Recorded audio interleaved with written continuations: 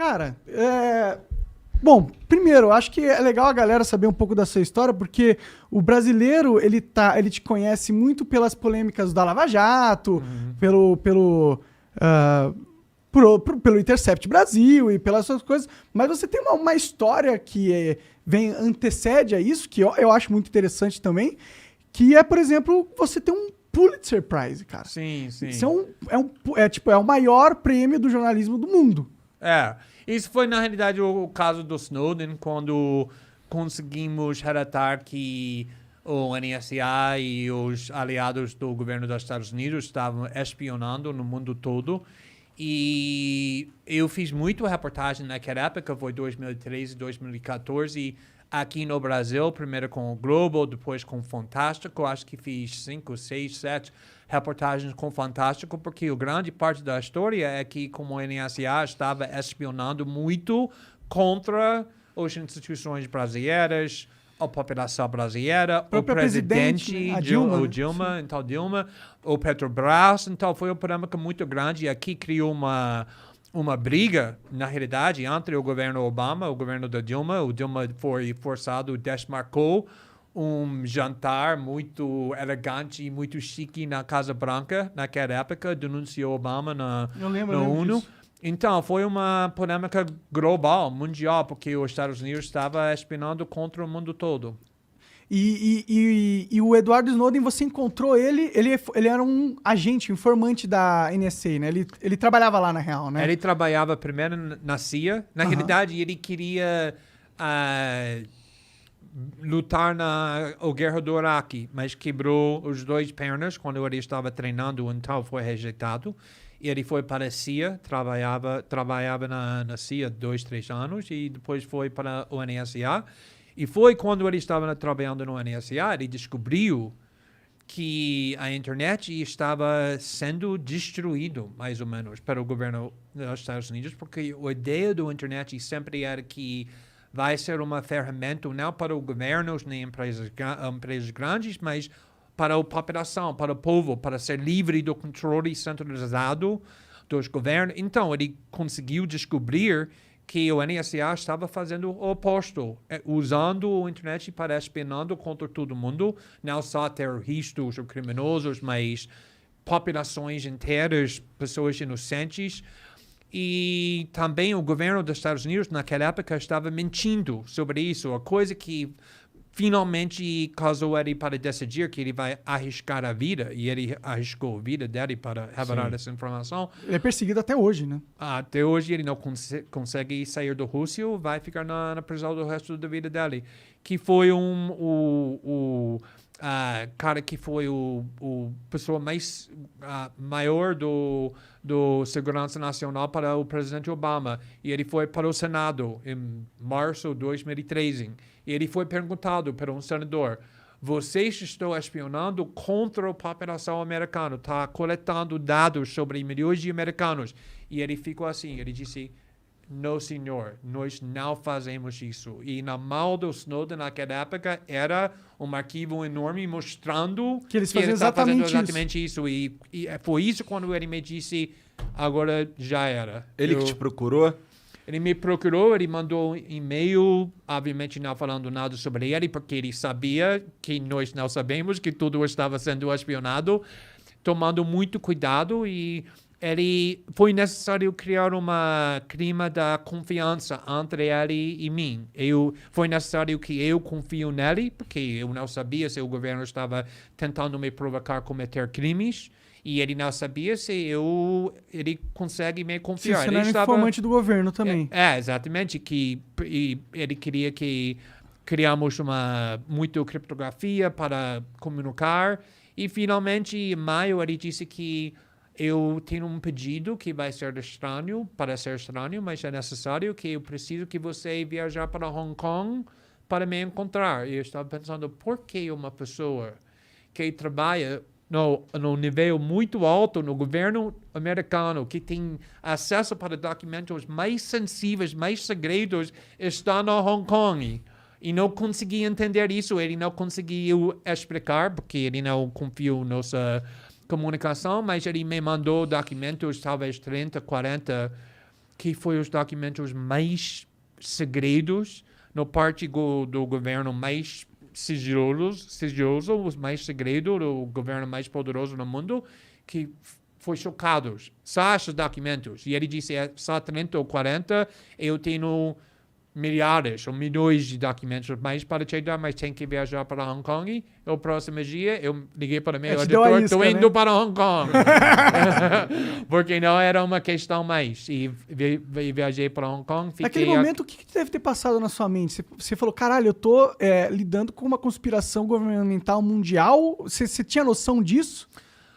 Eu sabia que, olha, a CIA não brinca. Todo mundo sabe disso. A CIA mata pessoas. A CIA faz qualquer coisa que eles precisam fazer para impedir pessoas que estão desafiando eles. Então, eu sabia, você não pode vazar os documentos mais segredos do governo mais poderoso no mundo sem risco.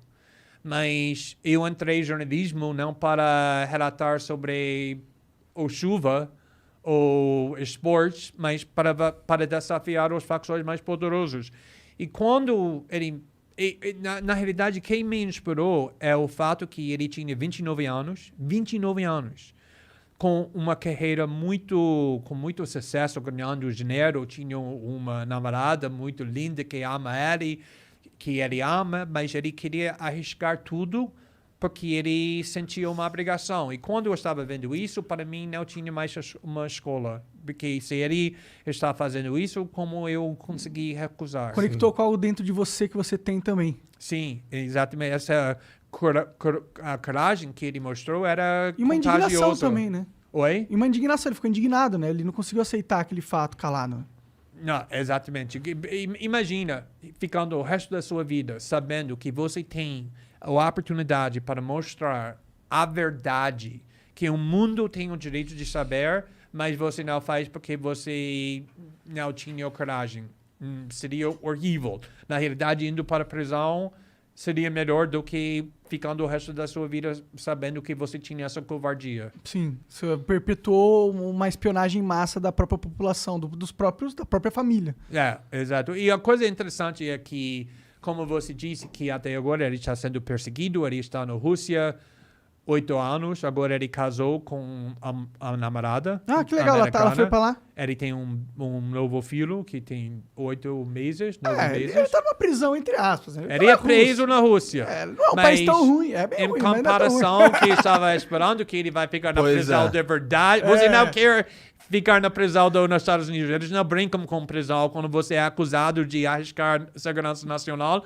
A vida dele é muito bom, mas apesar do fato que ele perdeu muito liberdade, até agora eu sempre falo que a pessoa que eu conheço que é mais tranquilo, mais feliz, mais satisfeito na vida é Edward Snowden, porque toda noite ele consegue botar a cabeça na travesseira sabendo que ele fez a coisa certa. E não tem dinheiro, não tem fama, não tem nada que pode comparar com esse valor. Sim.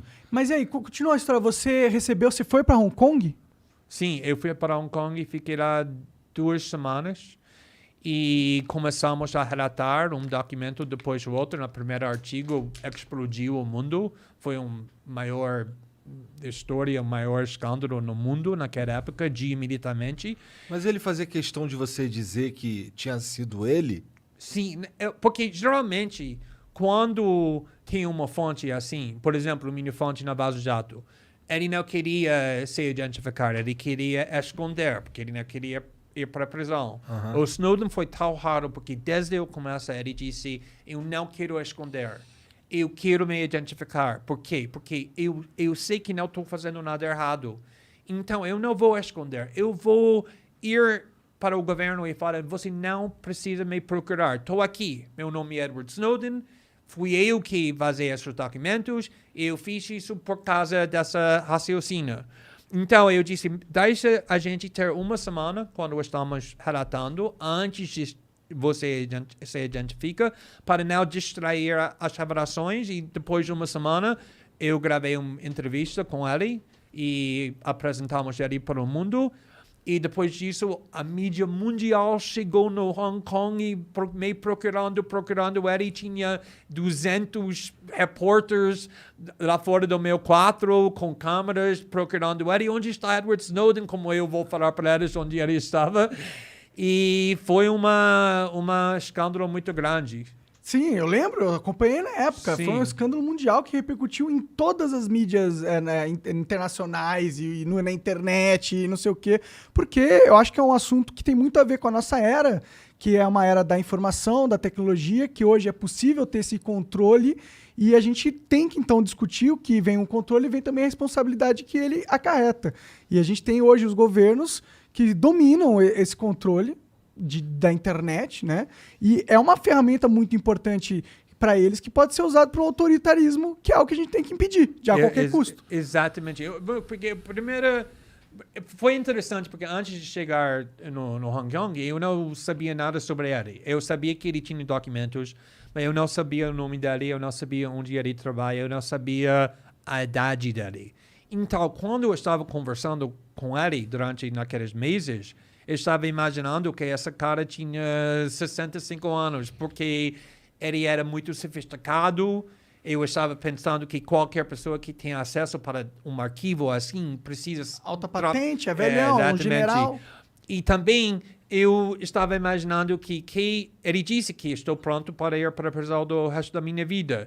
E eu estava pensando, é muito mais fácil fazer isso quando você tem 70 anos e tem só mais 15, 20 anos, do que quando você tem 29 anos e tem mais 60 anos. Então, quando eu cheguei no Hong Kong e eu encontrei ele fez um plano muito estranho para encontrar ele. E eu vi, ele era uma moleque, ele era uma paz, como ele ele está trabalhando na loja de videogames no shopping do LeBron, ele parece assim. Então, eu fiquei 2 dias tentando entender o motivo dele. Por que você está pronto para arriscar o resto da sua vida para essa causa, a causa abstrata, ok, é uma causa justa, mas ainda é uma causa, não é nada para você, ele não está em perigo, a família dele não está em perigo, foi um princípio. E, finalmente, ele explicou que ele cresceu com pobreza, ele não completou o ensino médio, então, a internet foi tão importante para ele, porque a internet foi naquela coisa que permitiu ele para explorar o mundo. Mas isso funciona só com liberdade. A gente pode experimentar, pode ter dissidência, pode ter criatividade, mas só se a gente tem privacidade. Porque quando você sabe que o governo, a sociedade está olhando para você, seu comportamento muda. Com certeza. Está muito mais limitado agora que pode fazer. E ele disse que ele não quer perder o valor da internet e ele está pronto para ir para a prisão para essa ferramenta, essa invenção. Mas aí depois que, beleza, estourou isso aí tudo, foi parar em tudo quanto é lugar, tudo quanto é repórter ficou sabendo e tal, o desdobramento disso foi positivo, no sentido, eles prometeram parar de espionar e tal? Não, o NSA, por exemplo, não caiu. Depois relatamos, está ainda em pé, funcionando muito bem. O que ele delatou ainda acontece. Mas mudou muito. Por quê? Porque, primeiramente, estamos conversando, discutindo o fato que nós sabemos agora que não sabíamos antes, que a internet está sendo invadido o tempo todo, espionando o tempo todo. O que isso significa? Que nós podemos, e muitas pessoas estão fazendo, usando criptografia, estamos protegendo, usando o WhatsApp, usando o Signal, usando o Telegram, usando outras coisas. E isso está deixando isso muito mais difícil para o governo dos Estados Unidos, outros governos, para espionar. Ainda eles podem, mas pelo menos agora temos ferramentas de privacidade para criar uma parede entre o que estamos fazendo e os governos. Também mudou muito o relacionamento entre países, como pessoas estavam pensando sobre Barack Obama, o governo do Obama, o papel dos Estados Unidos no mundo, o papel do jornalismo. Mudou muito esse pensamento.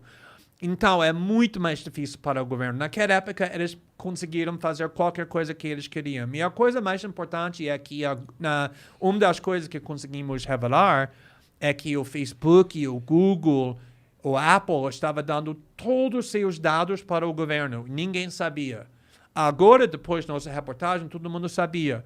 E por causa disso, o Facebook e o Google sempre precisa Avisar provar. Olha, estamos protegendo. Agora temos WhatsApp. O WhatsApp tem criptografia para esse lado. Não Virou um pode... marketing positivo você ser contra a vigilância do Estado. Sim, mas não é só marketing, porque se é só marketing, todo mundo sabe, isso é falso. Eles têm que provar que tem ferramentas de privacidade. E Sim, isso sim. melhorou também muito. Sim, porque agora é uma vantagem competitiva você proteger o seu cliente do Estado. Exatamente. O Facebook fala, não, porque o medo do Facebook era que se eles não provassem que eles estão protegendo os seus dados, você vai usar a rede social da Alemanha, o Coreia do Sul, o brasileiro, prometendo, Facebook está dando todos os seus dados para o governo, mas nós não fazemos, usa nós. E eles tinham muito medo que vai perder uma geração